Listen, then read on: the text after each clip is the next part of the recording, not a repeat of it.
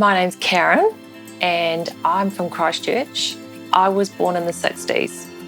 And in the 60s, if you had a prem baby, you didn't actually get to hold your baby. You were actually taken and separated from your mum straight away.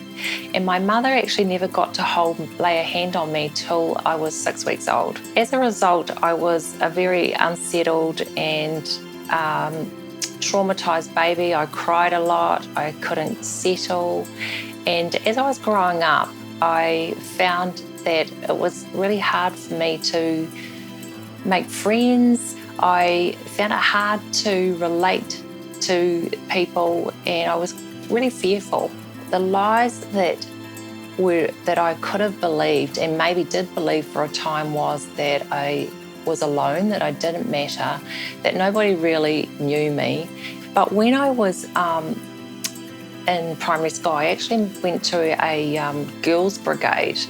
And when I was about 5, I started going all my primary school years, and it was had a God focus on it.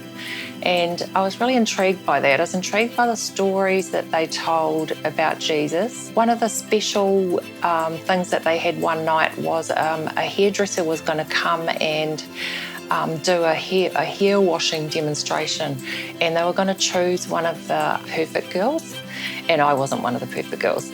And I thought, oh wow, I really want it to be me. Please pick me, please pick me. And I prayed to God that that would be me, they'd choose me. And she chose me, and I was like amazed. I just remember thinking, wow, God actually heard my prayer.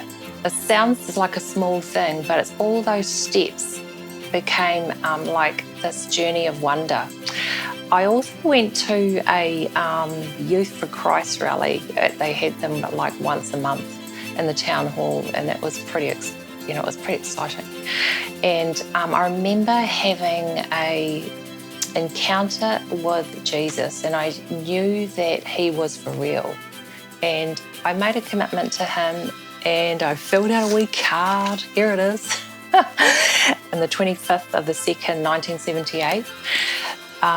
It's still a real thing that happened, and I've grown from being a young girl and growing up knowing him and have begun to have a relationship with him in a real way. And one of the things that has been important to me is a scripture that I just want to share with you guys. Isaiah 49 verse 1. Yahweh called me as his own before I was born, and he named me while I was still in my mother's womb.